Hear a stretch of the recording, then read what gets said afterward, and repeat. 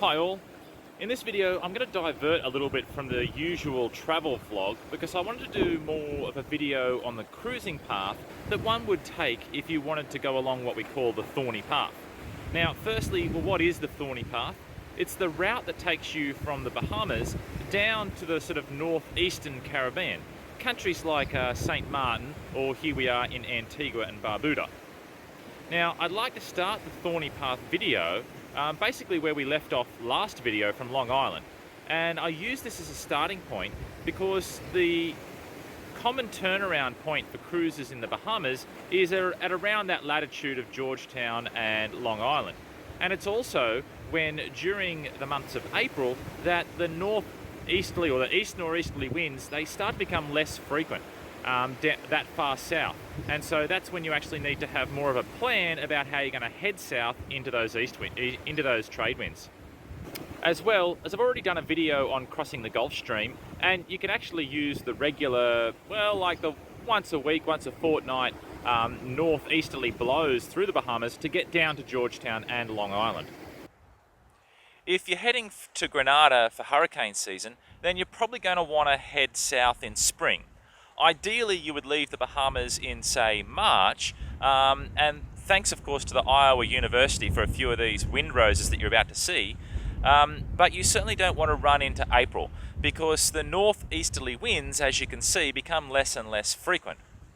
The fronts, they just don't make it all the way down that far south in April, and so you're stuck more often with the east-southeasterly trade wind, which is, of course, the direction that you want to go. Now, if you actually want to sail this this section of the Thorny Path, then you're going to actually need to stay north to go south. That kind of sounds a little bit like a Lightning McQueen quote, doesn't it? If you're going hard enough left, you'll find yourself turning right. You should use the southeaster to head east-northeast out to places like Conception, Rum Cay, or even San Salvador. You can then wait, of course, for the east-northeaster, which is still relatively regular in March, and then you can take a heading south to places like Samana Cay and then Mayaguana Cay. You'll then, of course, head over towards Turks and Caicos, which was pretty closed and difficult to get to when we went through, so we actually bypassed it. From the Turks and Caicos, you should head southeast to Ambergris Rocks or even to the Turks Islands so that you can prepare for the crossing to the Dominican Republic. From what I read, the crossing to the DR can be one of the most difficult along the Thorny Path, and some people recommend that you complete the passage at night when the trade winds have subsided slightly. Plan your departure so that you arrive in the DR by about 7 or 8 a.m. That way you should experience the calming effect of the katabatic winds as you approach the DR. It may mean that you are motoring, but that's better than beating into the heavy seas. Alright, well, for all you real sailors out there, maybe you can try and improve our setup here at the moment. So we are heading into the wind, of course, and this is about as high as we can point. We've got about a 13 knot breeze, but you can see the top of the head sail here is just sort of backwinding a little bit because we are trying to point so high, and I guess I've got a bit of a twist going there in the mainsail. So if you have any pointers of how to sail into the wind on a catamaran, I'd love to hear what your recommendations are. The waters off Long Island are also a really good place for fishing, if that's what you're into. Now I'm going to show you what we actually did, because we had a not unheard of, but certainly rare, northerly wind coming that we could utilise to make our passage down to the DR. Alright, well, we're currently just off the Crooked Islands in the Bahamas.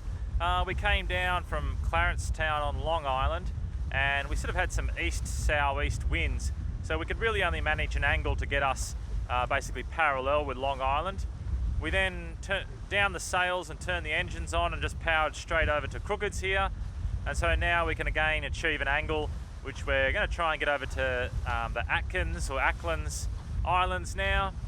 It's another 4 hours away, but we've got good wind at the moment, so, and the swell is blocked by the Crooked and Acklins Islands, so hopefully it should be a relatively easy sail. They do say that women are better multitaskers than men. Once at Acklins Island, our group of buddy boats met up to discuss the passage south.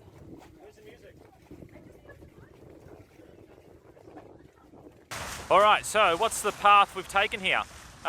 We used an easterly wind to go from Long Island to Acklins Island, and then what was happening is there was a front coming through. Now, usually in the Caribbean and the Bahamas, you have a southeasterly trade or an east-southeasterly trade that comes through pretty frequently, or most common. So when a front comes through from the north, that southeaster turns to the south, which is what it did this morning, and that allowed us to start going east. It's now come around to the southwest, and so now we can start to head southeast. What will happen over tonight is it'll go around to the west. It'll be lovely to see if we can actually get this code 0 up in the westerly winds this afternoon. We'll have a bit of a lull overnight, and then tomorrow at some stage we're hoping that the northerly or the nor'easter will come through, and that will help us to push down to the other side of Turks and Caicos. So who are we actually travelling with on this journey? At the moment we've got 11 Delta Kilo out the front.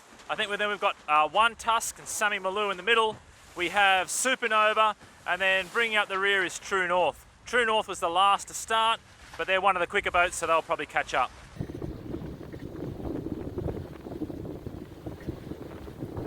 Alright, well that's just about it for daylight hours. What's happened? 2 boats have gone into Turks and Caicos to fill up with fuel. The other 3 or 4 boats, we're continuing on through the night. We're heading for Dominican Republic. As you can see, conditions are flat, but we did actually even have the code 0 out today. So yeah, we got a couple of hours on with that.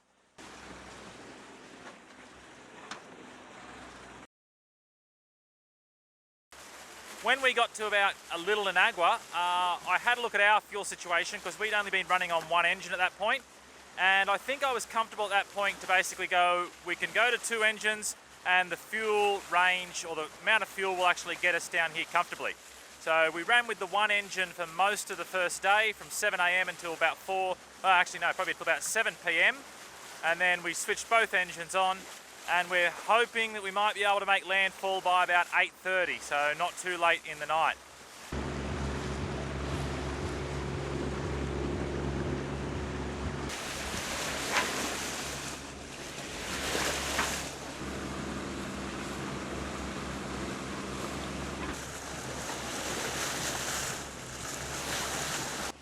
And Sam's done a wonderful job today. She has been skipper the whole day, basically.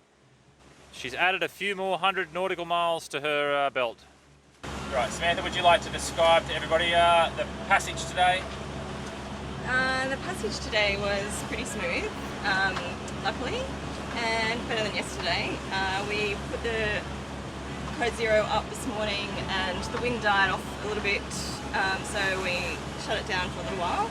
Then the wind came back and turned around, so we set up the code 0 as a bit of a spinnaker. And yeah, we've been, the last couple of hours at least, we've been doing around 8 knots. And we're about an hour and a half out.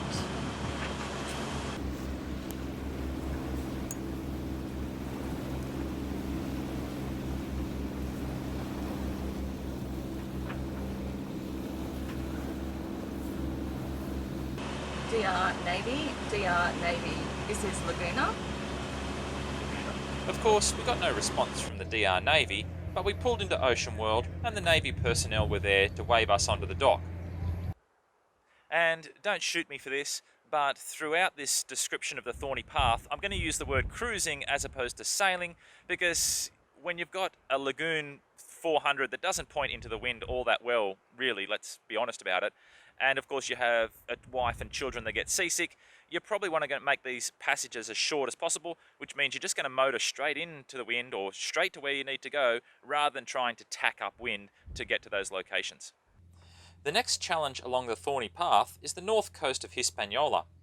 This stretch of water can become rather unpleasant, and just like I suggested coming over to the DR, this passage should also be attempted at night. We had kept our eye on conditions while at Ocean World and could see a day when the winds topped out at 15 to 20 knots, dropped below 10 overnight, before returning to 20 knots a little bit later in the day than usual. Yeah, so here we are at 9:30 in the morning. So you do an overnight sail along the northern coast of the Dominican Republic. Through the days, the trade winds generally come in. 95% of the time they come in, and they blow from 15 to 25 knots on the north coast, which is, you know, this boat really doesn't motor very well into winds that are above 15 knots. You're not going to make much headway at all. You're going to be stuck on the north coast in rough seas for quite a while. So the plan of attack is to use the night lee, where basically the wind drops off a bit at night.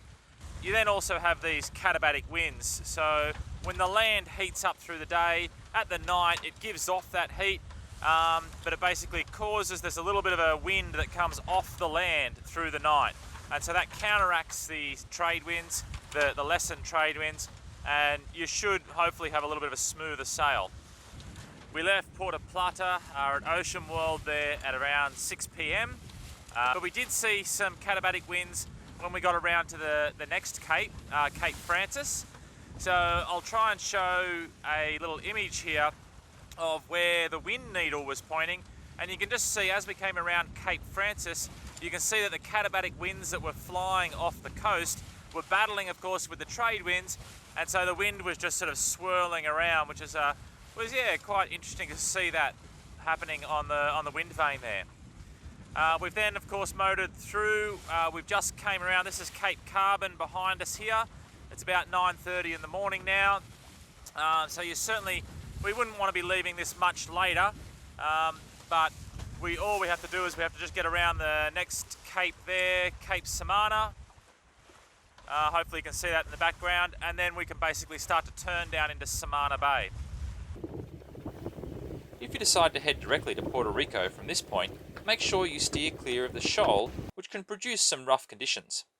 Even though its shallowest point is still 50 metres, it's come from a depth of 800 or so, and even a couple of thousand, and it can still get quite rough there.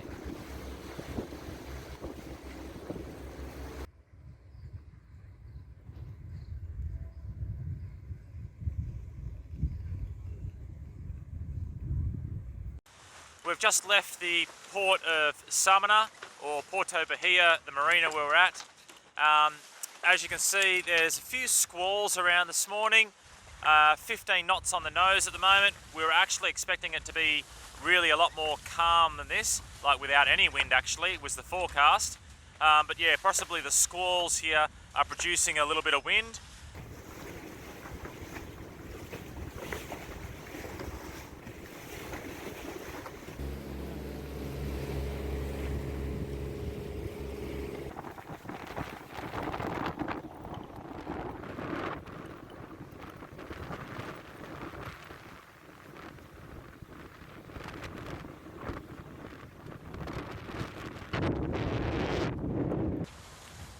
Well, it's a few hours later now. You probably saw the squalls in the last bit of footage.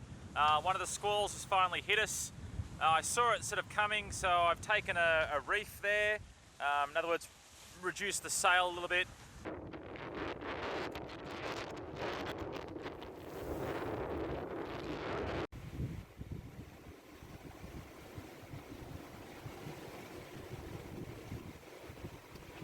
From Punta Cana, we looked for the next calmish day to head across the Mona Passage. Clearing out at 8 a.m, we dodged a few squalls, as you can see, and the seas were a little confused as waves wrap around Puerto Rico from the northeast and southeast, but it was pretty uneventful sail, or motor. We pulled into Puerto Real at around 9 p.m. that night. Now, I would suggest that you do all your Puerto Rico adventures from here in Puerto Real. Everyone we met in Puerto Rico was really friendly, but things such as marina berths and hire cars seem to be cheaper here at Marina Pescaderia, who I highly recommend. To passage along the south coast of Puerto Rico in April, you need to get used to some early mornings. We'd head out each morning between 4 and 5 a.m. and motor along the coast for a few hours to our next port of anchorage. Although the windrose shows northeasterly winds, these are light katabatic winds in the early morning. The southeasterly winds pick up about 10-ish, and they'll make for some unpleasant beating into the waves if you haven't made anchorage by then. As you can see from the map of the south coast, it can be completed in a few easy hops, where no one gets seasick. Now, you could head around the east coast of Puerto Rico before jumping out to Vicue or Culabrita, but be warned that these east coast marinas, they're expensive and will cost you a bomb if you get stuck there for a few days waiting on a weather window. Instead, while at Puerto Real, yes, all the way back there, watch for the long-range weather forecast and look for a southeasterly wind that's arriving in a few days. That way you can hop along the bottom of Puerto Rico to Puerto Patias and out to the Spanish Virgin Islands for the last leg in the sou'easter. Again, leave early in the morning and hope that you can maintain a sailing angle to get you out to somewhere like Culabrita. Now, this place is one of my top 3 anchorages in the world, but be warned, it does get crazy busy on the weekend. Expect to stay here for at least 4 days, or even more, because there's good walks up to the old lighthouse, over to the bubble bath sort of area. There's snorkeling on a variety of different spots. There's a lovely beach to play on. You can also sort of medmoor in this area, which gives you a lovely backdrop onto the beach, but also allows the gentle winds that come over Culabrita to keep you cool. So yeah, I'm a big fan of this place, midweek. But the weekend was quite a spectacle to see too.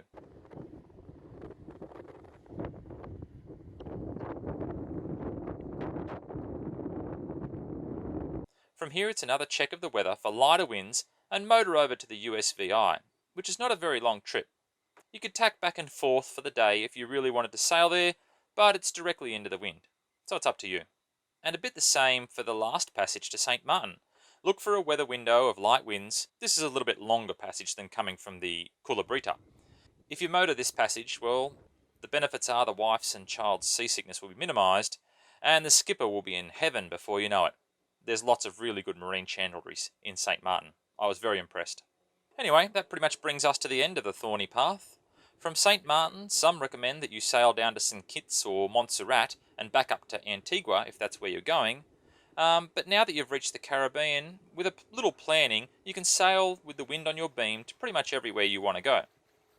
I hope you found this video useful, and give us a comment down below if you've experienced something different to what I've said here. It'll hopefully build up a great resource for people to use in the future. See ya!